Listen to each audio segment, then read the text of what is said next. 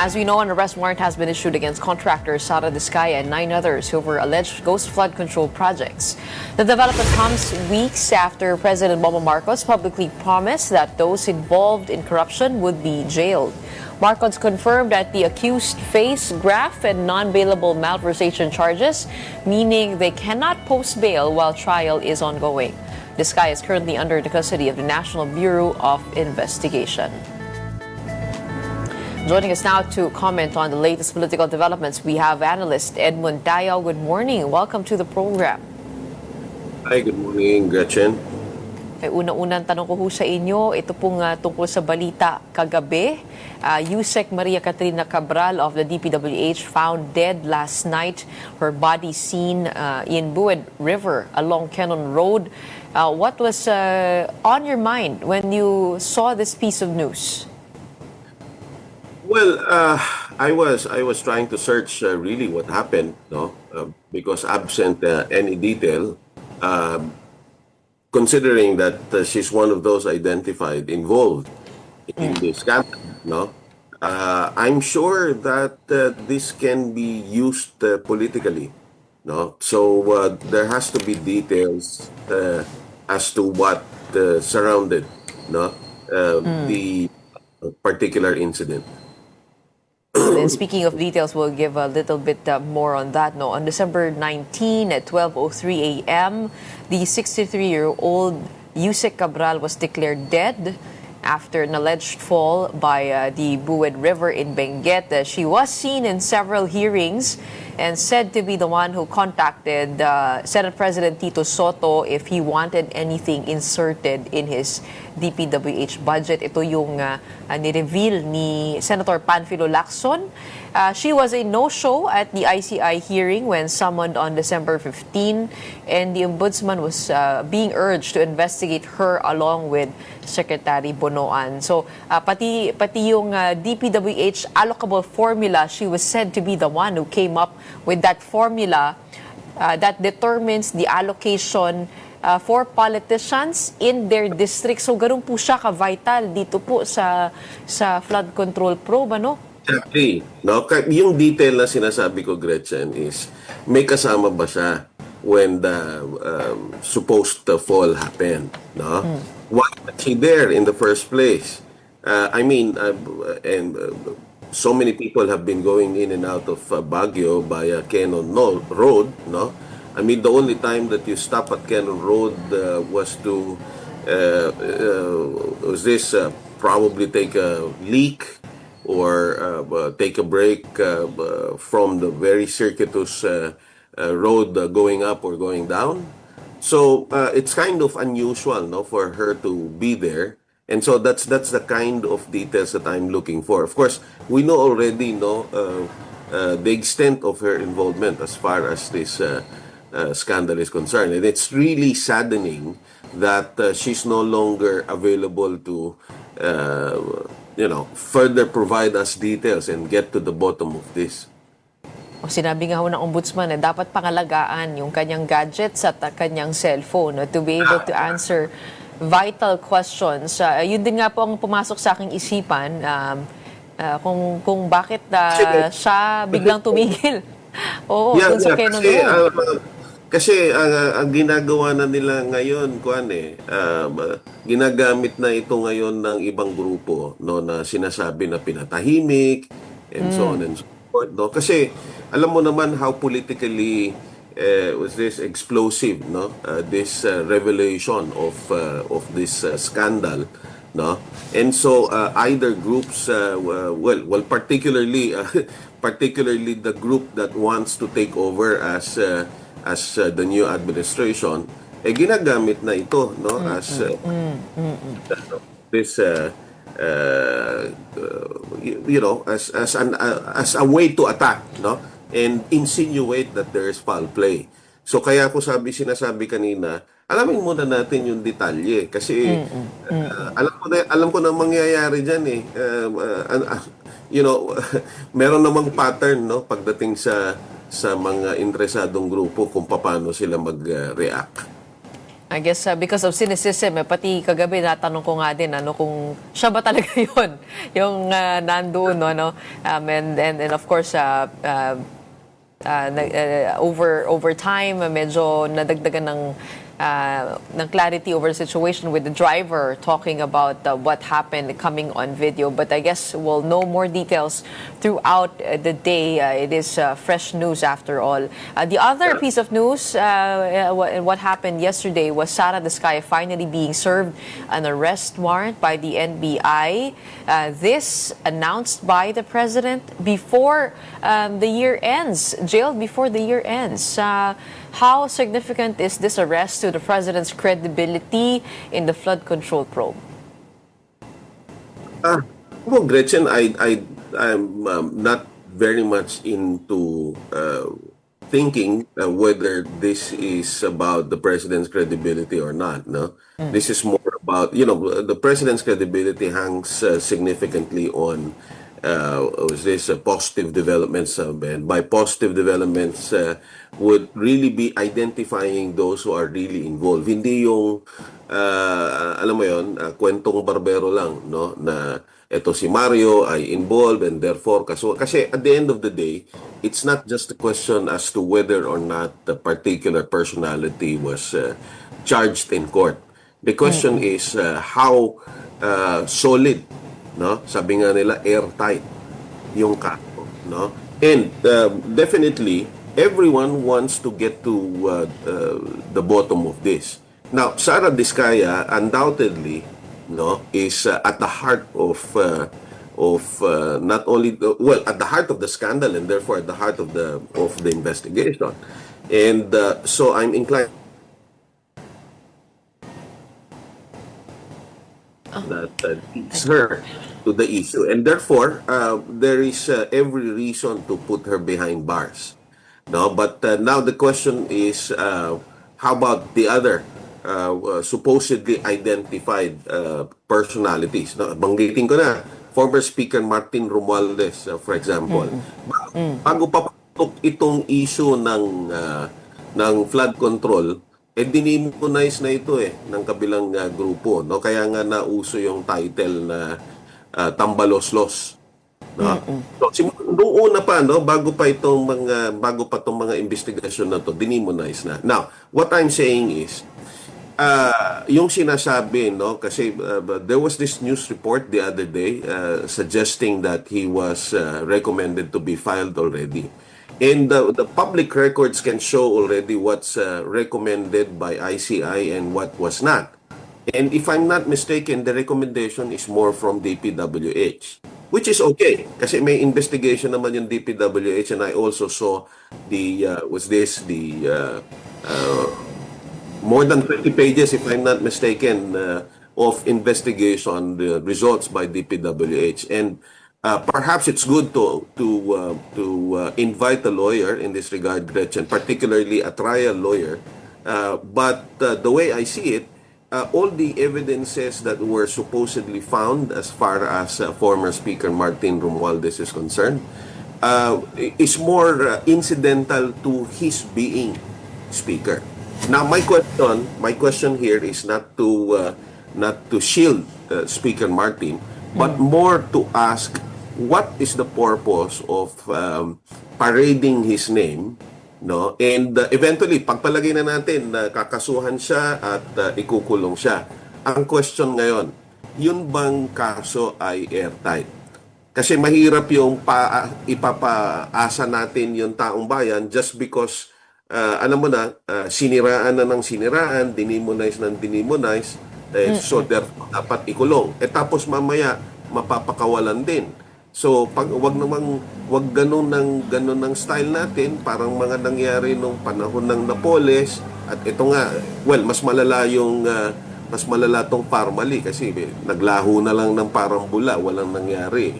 So ang punto dito is kung magfa-file tayo ng kaso, and this was what the President promised, and this is also what was explained by all those involved in the investigation, is that kaya nga may ICI para siguruhin na yung mga mapapanagot dito talagang siguradong mapapanagot. Hindi yung hindi yung palabas lang. No, so yun yung punto ko dito, no. In the case of Sara Diskaya, definitely, no, that's not only a welcome development, that's a foregone conclusion already, no. At siguro talagang aalma ang taong bayan kung hindi pa yan makakasuhan at hindi makukulong, kasi talagang yun na nga, sa lahat ng aspeto halos involved siya eh. So talagang hindi maiiwasan yon. But there are certain personalities that have already been made infamous because of this scandal, that many are asking for their heads. So para tayong bumalik nung time ng romance no, na kapag nag-ingay na yung magugulo, susundin na lang. But the President's tone and Malacanang's tone when it comes to his cousin, the former House Speaker Martin Romualdez, has been one of caution and restraint. Sabi niya, wala daw ebidensya sa ngayon na maglilink kay House Speaker. Ito lang testimonya ni Sergeant Gutesa ang meron. What will be the challenge for the President in dealing with this case? Nabanggit na rin ito sa Office of the Ombudsman. Kung incidental lang ang ebidensya, ano yun? Dapat ba mas aggressive pa ang pagtalakay dito to at least posture to the public that there is no one who will be spared? That's exactly the point, Gretchen. Kung talagang seryoso tayo mag-imbestiga, kailangan talaga makakita ng solid evidence. At sa pagkakaalam ko pa, no, at ulitin ko, nakita ko lang din ito sa balita kung hindi ako nagkakamali kahapon, no na meron na ng rekomendasyon na sa ombudsman na filean na nga ng kaso.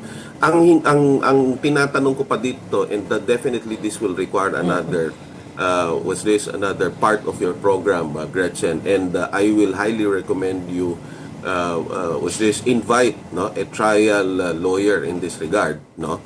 Ikinabit pa doon sa kaso kay Saldico. Kung ako tatanungin mo, no, again, it would really be best to invite a trial lawyer. Bakit mo pag-iisahin yung kaso ni Saldico at ni Speaker Martin Romualdez? In the first place, kahit na magkasama sila sa House, magkaiba sila eh.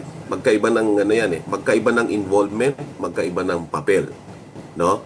And not to mention, of course, that one immediately hid himself already, no? At gumagawa na kung ano-ano mga statements. So, alam mo yon, in other words, hindi ko maiwasang magtanong kung ano ang extent ng politika at ano yung extent ng totoong investigasyon. So, kailangan mo talagang laliman ito, lalong-lalo na doon sa mga investiga, kasi baka pinapaasa nyo lang yung mga tao, lalong hindi magiging maganda ang epekto niyan. Kumbaga,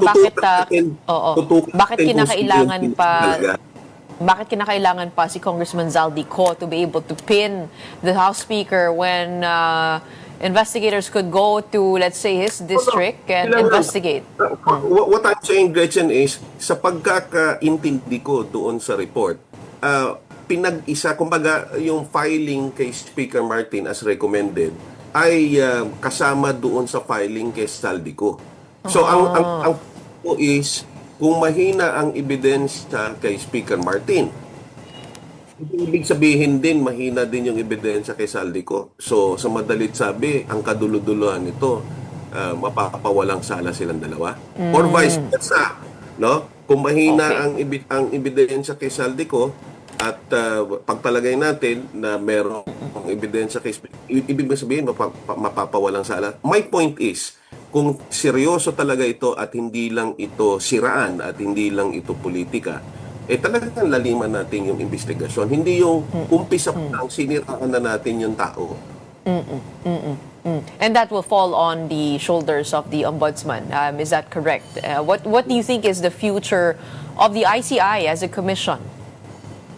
Well, I wouldn't really be able to comment on that, Gretchen. If I'm not mistaken, there's now a certified urgent bill, no, filed to create a really independent Not body. yet certified as urgent. It was the president directed the Congress to prioritize it, pero yun nga yung missing doon, no? Him actually certifying the bill as urgent. It's good that you clarify that kasi alam mo and this I'll already mention it in on live TV, no. Ngayon lang ako nakakita ng Supreme Court Justice na magkokomento sa isang kaso na hindi naman yung kaso yung kinokomentohan niya, no. And again, it's best to invite a constitutional lawyer to clarify the power of the executive to determine, no, the what's this relevance and the need for particular bills to be fast track, no, kasi ang nangyayari dito talagang nagle-legislate na tayo, no, hindi naman nila papel yun, no. So Sino po nga Supreme Court Justice yun na pamangkit yun?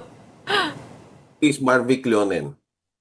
Okay. Okay, we'll get to that. So about there's this case about the 2025 budget, if I'm not mistaken, but his opinion has something to do with the certification of bills as urgent. Again, no,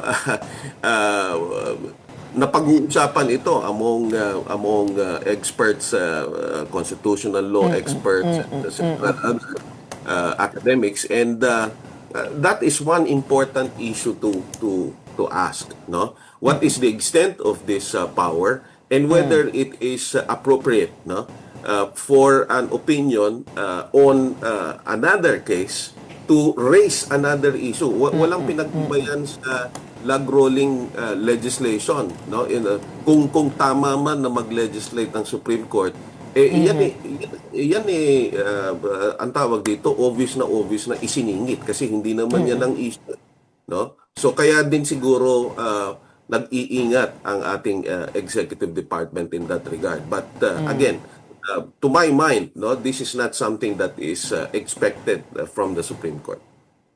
Okay. He is a sitting Associate Justice after all. He flagged the presidential certification of urgency for the 2024 GAA as an unconstitutional grave abuse of discretion. Yun yung po yung kanyang opinion doon, ano. But on to other things, no. The BICAM has finally been open to the public, live stream. But do you think this is as transparent as the public wants it to be? Well, at the very least, it's a step into the right direction because that has always been, a nagging question before, no? Bakit yung mga which is public hearings, no, separate between the House of Representatives and the Senate, not only regarding the budget but in many other legislations, these are made public. Pero pagdating ng BICAM, hindi public, no? So this is a good development. My only question, however, is bakit biglang meron pang invited resource person? BICAM na nga yan. Ang kailangan mo lang i-marry yung version ng isa doon sa version ng isa. Sa madalit sabi, dumaan na doon sa proseso na iniimbitahan mo yung mga ahensya na involved. Bakit nag-imbita ka na naman ng ahensya na involved? No? So, hindi ba pwedeng hingan mo na lang yan ng additional arguments, no? Whether or not to continue with the original proposed budget or revise it or what? No? Yun lang. Marami lang nagtatanong kung bakit biglang ganun. Kasi first time na madidinig ko sa BICAM, meron ulit ganung klaseng pagpapalitan, no?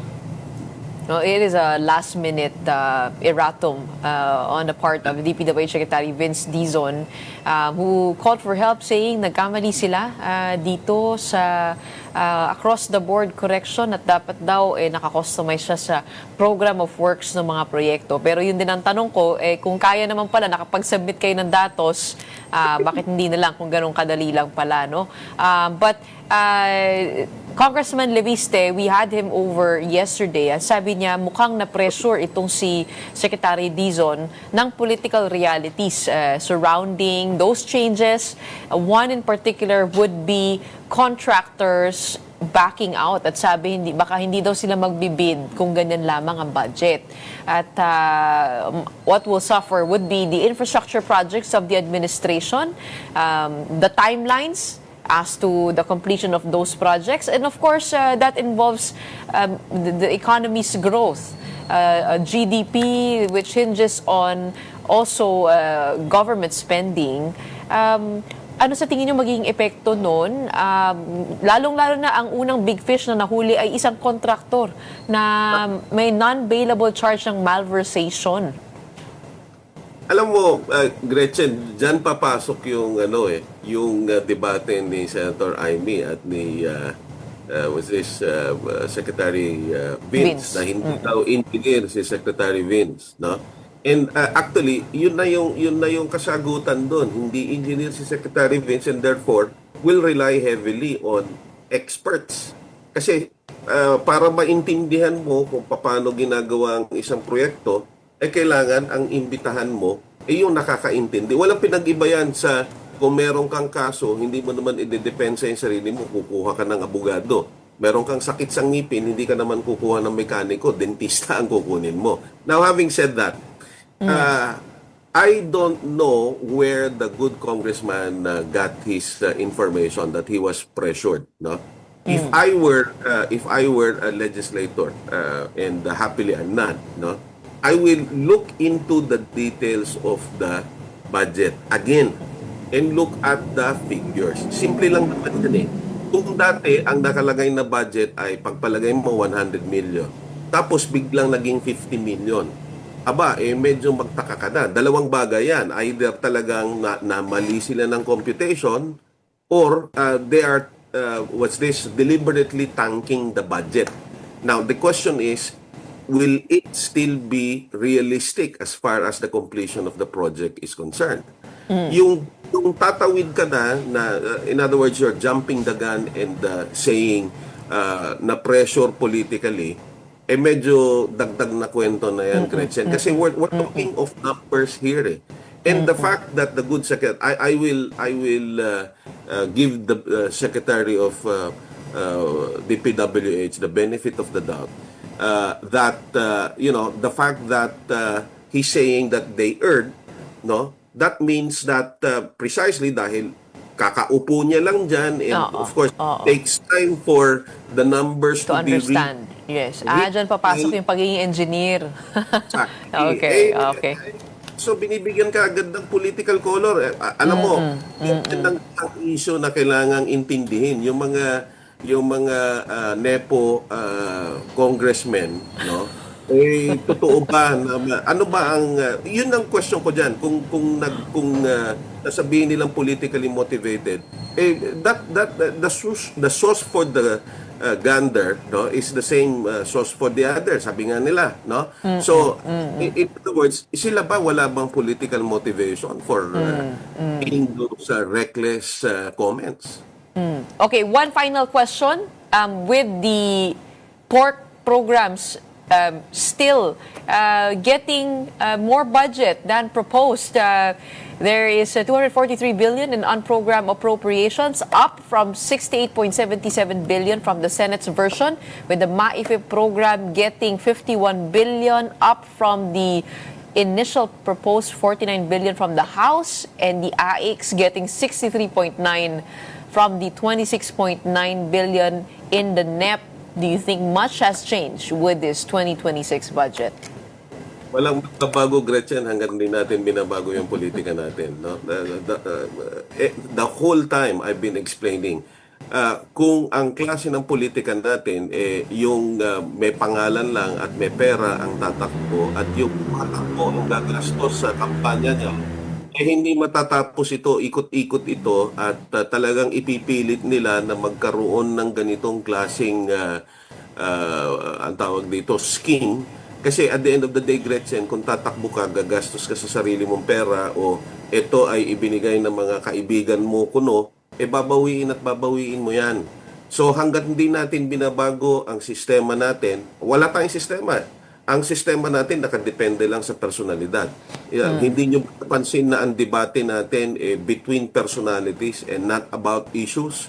So that's why I'm insisting, no? Ang dali kasing Stick to the magsabi, issues at hand. Oo. motivated, pero sila din naman ganon. So, in other words, again, hanggat hindi natin binabago yung sistema, no real political parties, there's no real accountability, we have very weak institutions, babalik at babalik ito. Para tong itis, no? Sabi nga nila, nagkaroon na ng nuclear war, nandyan pa din. Hindi ko na uubusin yung mga tanong ko kasi meron pa tayong iilang araw to 2025. But we'll have you back on the show for at the right time. Maraming salamat for your analysis today. We have political analyst Ed Montayao. Thank you. Thank you, Gretchen.